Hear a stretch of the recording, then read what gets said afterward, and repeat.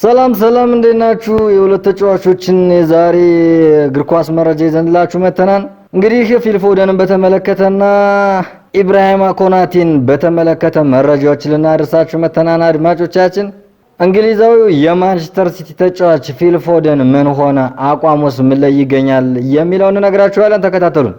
ጥያቄ ውስጥ የገባው የፊል ፎደን ዓለም ዋንጫ የእንግሊዙ ማንቸስተር ሲቲ ተጫዋች የሆነው እንግሊዛዊው ፊል ፎደን በክለቡ እያገኘ ያለው ደቂቃ ማነስና ለብሔራዊ ቡድኑ በሚጫወትበት ወቅት ጥሩ እንቅስቃሴ ለማሳየት መቸገሩ ለ2026 ዓለም ዋንጫ የመጠራቱን ነገር ጥያቄ ውስጥ ከቶታል ነው የተባለው። በተለይም በእንግሊዝ በጃፓን ከተሸነፈችበት የአቋም መለኪያ ጨዋታ ወዲህ የአገሪቱ ሚዲያ መጥፎ አቋም ላይ የሚገኙትን ተጫዋቾች ውሎ አድሮም ቢሆን የበረታ ትችት መሰንዘሩን ቀጥሏል። የዴይሊ ሜሉ ጸሐፊ ክሪግ ሆፕ ፎደንን እንደ ሐሰተኛ 9 ቁጥር ወይም 10 ቁጥር ማጫወት ትርጉም አልባ ነው፣ ምክንያቱም ተጫዋቹ በቡድኑ ውስጥ መሰለፉ በራሱ ኪሳራው የጎላ ነው በማለት ነው የጻፉ። ይህ የሚዲያው የሰላ ትችት በጥያቄ መልክ ለብሔራዊ ቡድኑ ቶማስ ቱለህ የደረሰ ሲሆን ቱለህ የሚከተለውን መልስ በተጫዋቹ ላይ መልሷል ማለት ነው። ፊል የቻለውን ሁሉ ሞክሯል። በልምምድ ላይ የሚያሳየው ነገር እጅግ ጥሩ የሚባል ነገር ነው። ያንን በእግር ኳስ ጨዋታ መድገም ተስኖታል። በእርግጥ ከቅርብ ጊዜ ወዲህ በክለቡ በማንቸስተር ሲቲም በቂ የመጫወቻ ደቂቃ እያገኘ አይደለም ነው ያሉት። እንደ ፀሐይ በሚያበራ ፈገግታ ታጅቦ ወደ ብሔራዊ ቡድኑ ካምፕ ሲመጣ በተመሳሳይ የመጫወት ጉጉት ባልጠበቅነው መልኩ እንደሚያስደንቀን አስበን ነበር። ነገር ግን ሙሉ ለሙሉ አቅሙን ለማሳየት ተቸግሯል ሲሉ ነው የተናገሩት።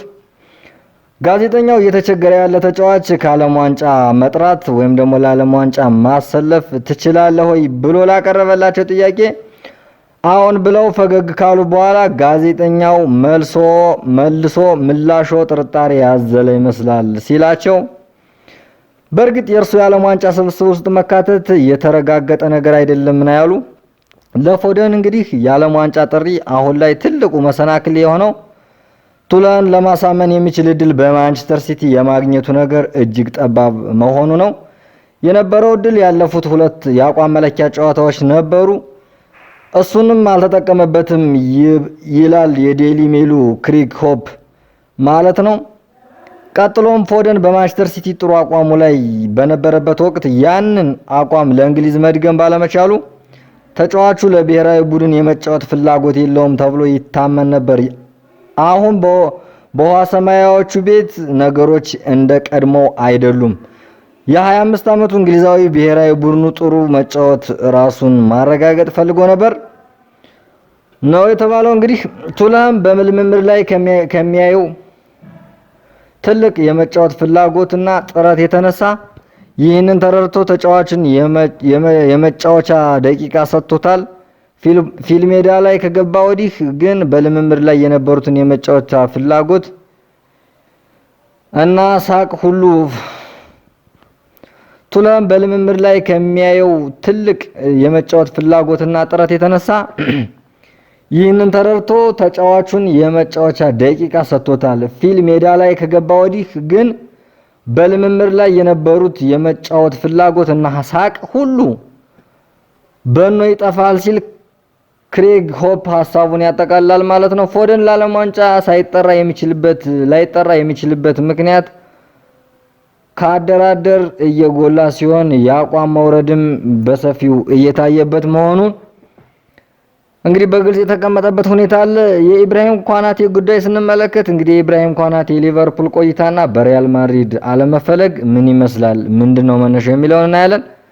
ፈረንሳዊ የ26 ዓመት ግዙፍ ተከላካይ ኢብራሂም ኮናቴ በሊቨርፑል ያለው ቆይታ አጠራጣሪ መሆኑና ሪያል ማድሪድ ለረጅም ጊዜ ተጫዋቹ ላይ ይዞት የቆየውን የማስፈረም ፍላጎት ወደ ጎን ማድረጉ ተሰምቷል።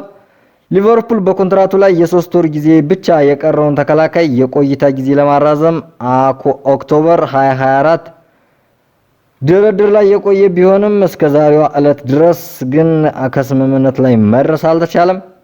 በአሁኑ ሰዓት ከቀዮቹ 150,000 ፓውንድ በሳምንት የሚያገኘው ኮናቴ ከክለቡ ከፍተኛ ተከፋዮች ተርታ የሚያሰልፈውን ደሞዝ ጭማሪ እየጠየቀ ሲሆን ሊቨርፑል ደግሞ እነሱ የሚያቀርቡለት ውል ከስምምነት እንዲደርስ ይፈልጋል። ሊቨርፑል በፕሪሚየር ሊጉ የቻምፒየንስ ሊግ ቦታ ይዞ የመጨረሱና አለመጨረሱ ነገር በተጫዋቹ በኮንትራቱ ማራዘም ላይ ቀጥተኛ ተጽዕኖ ይኖረዋል ነው እየተባለ ያለው። እንግዲህ የኮናቴ ቆይታ ጉዳይ እልባት እንደሚያገኝ ይጠበቃል። ኮናቴ ለረጅም ጊዜ ይፈልገዋል ሲባል የነበረው ሪያል ማድሪድ ከፈረንጆቹ ገና በዓል አስቀድሞ ራሱን ከዚህ ዝውውር እንዳገለለ ጠቅሷል።